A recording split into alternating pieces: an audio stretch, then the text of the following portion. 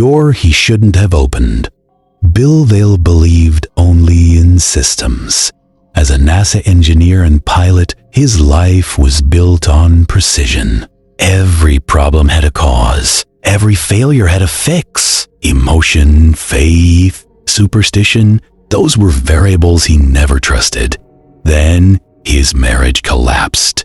No drama, no betrayal, just distance, silence. A life that stopped making sense. At 45, Bill did what engineers do when systems fail beyond repair.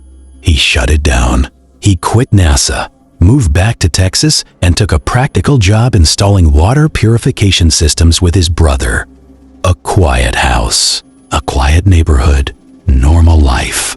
Until one Saturday evening, a customer insisted on a 5 p.m. appointment.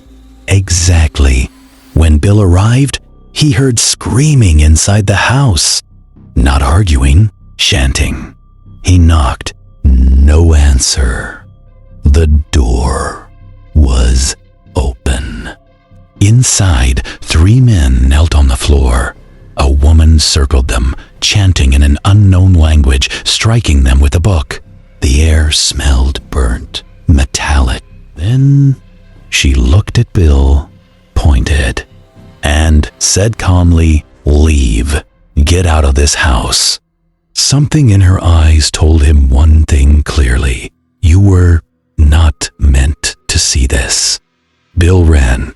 That night, in his own home, shadows moved where nothing should move. His bed shook. His phone filled with static, and a voice speaking the same clicking language. Something had followed him home. It didn't stop when the lights came on. Bill didn't panic. He analyzed. Stress, trauma, hallucination. But disturbances continued.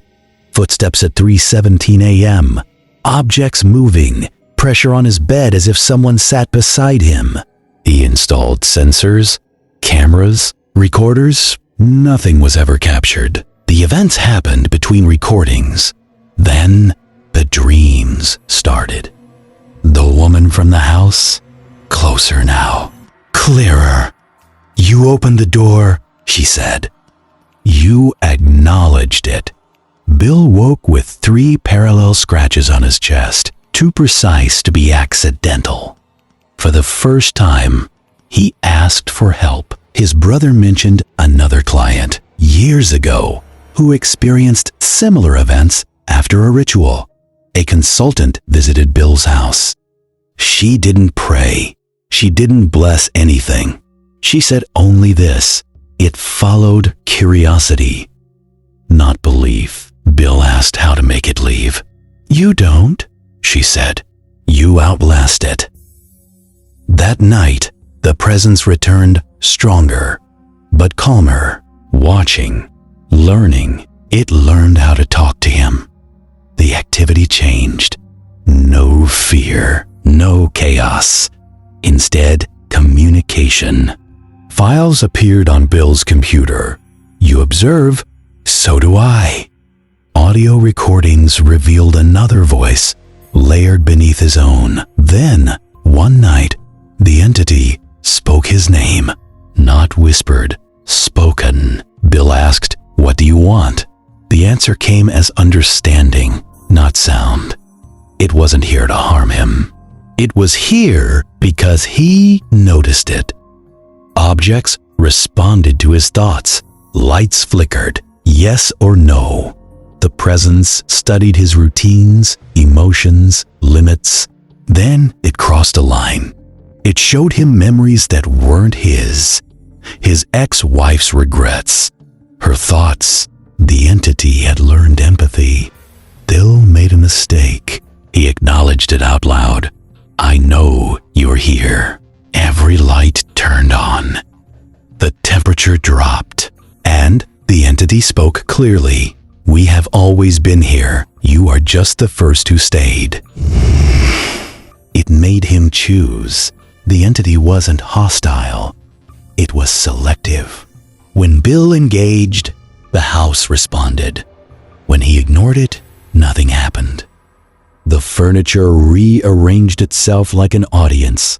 The message was clear. It wanted interaction. Bill began withdrawing from the outside world.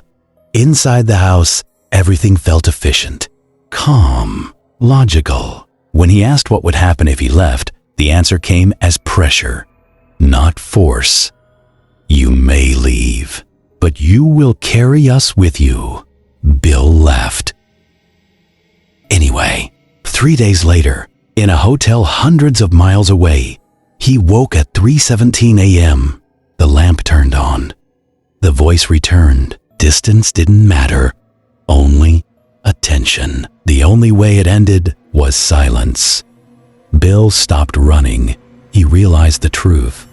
The entity didn't exist in places.